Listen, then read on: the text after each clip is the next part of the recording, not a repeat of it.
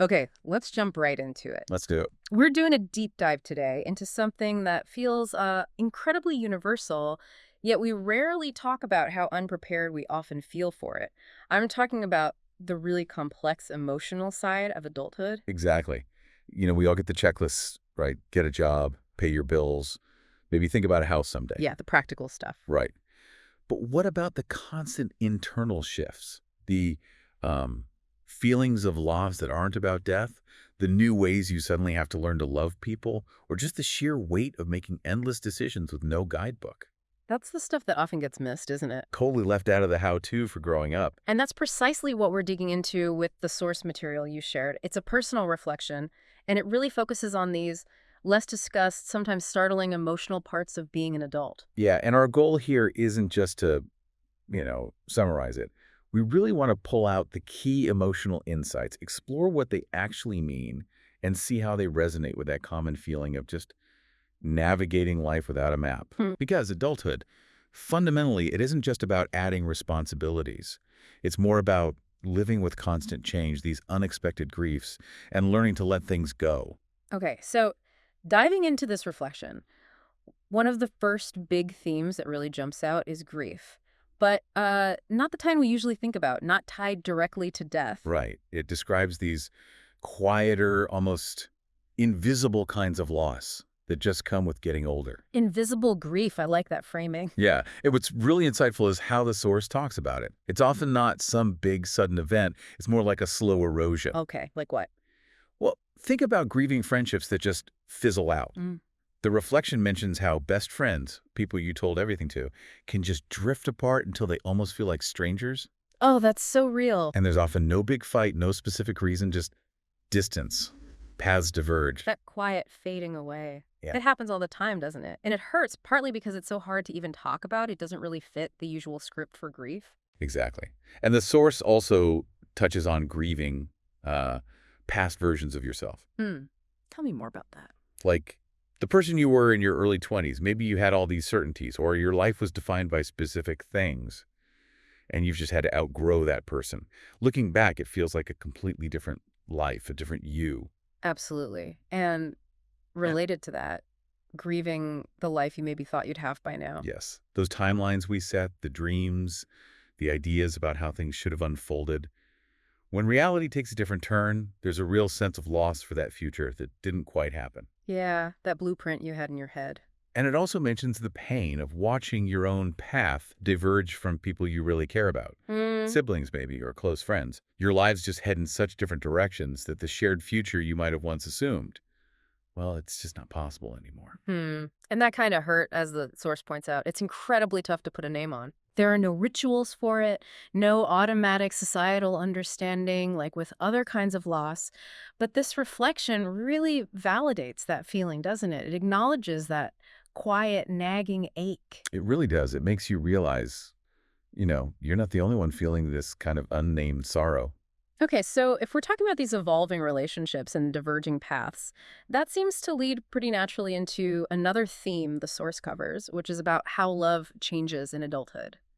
Specifically, loving from a distance. Yeah, and this is definitely something nobody really prepares you for, how to keep those deep connections strong when you're not physically close anymore. Right. It's not always intuitive. The reflection gives examples like uh, caring for aging parents when you live hours away, Mm-hmm. or trying to support siblings going through tough times when you can't just pop over and help out physically, or even partners, where maybe one person's job or dream requires living apart for a while. And it's not just about like planning big visits anymore, is it?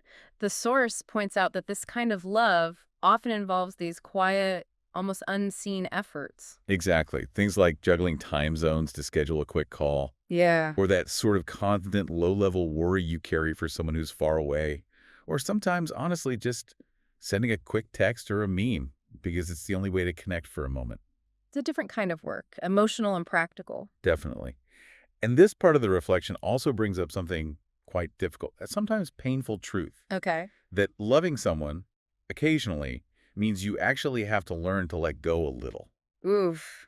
How so? Well, not because you stop caring, not at all, Mm. but maybe for your own well-being, your own sanity. You need to create a bit more distance or set a boundary that wasn't there before. That's a really tough realization the source highlights. It kind of pushes against the fairy tale idea that love always means holding on tighter or being constantly involved. It does. It suggests that adult love often requires new kinds of effort, maybe different ways of showing support, and definitely new boundaries you never thought you'd need. So, moving from the sort of emotional work and relationships to our own internal world, the reflection also spends a good chunk of time on the constant, sometimes just overwhelming weight of Oh, decisions. yeah.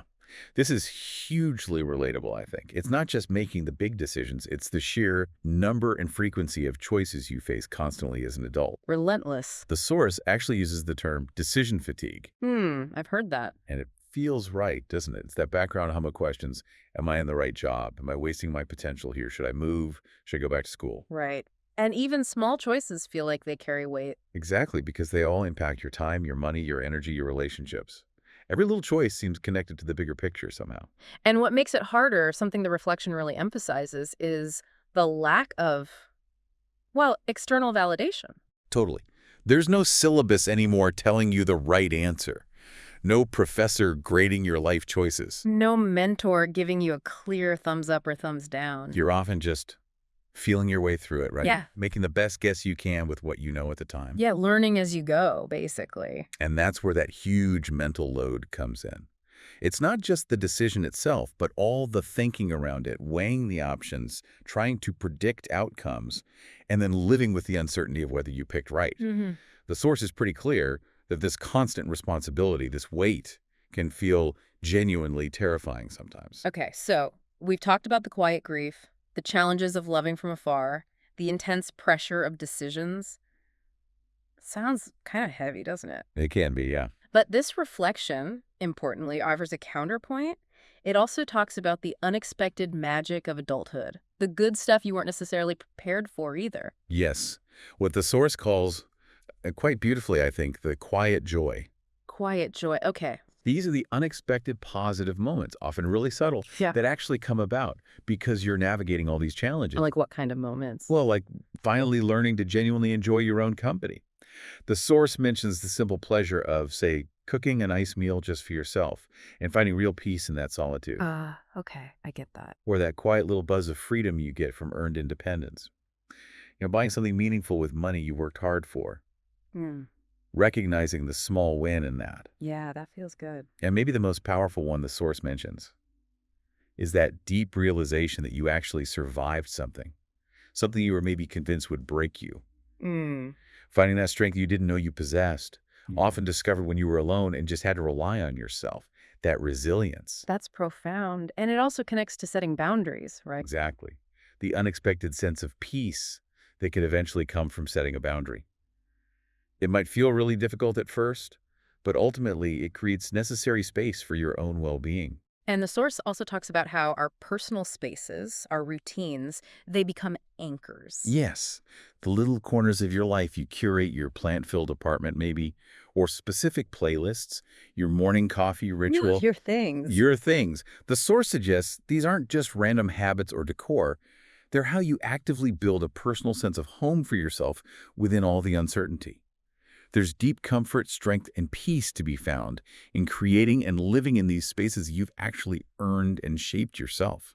So, thinking back over this whole deep dive, we've touched on these quiet griefs, the tricky new ways we have to love, the sheer weight of making choices, but also these surprising moments of quiet joy. hmm The core message from this reflection really seems to be that you're navigating all these incredibly complex emotional landscapes, often without any kind of clear map or guide. Yeah, you're just figuring it out as you go, feeling your way through this fog you didn't necessarily expect. Which I guess brings us to a final thought to leave with you, the listener.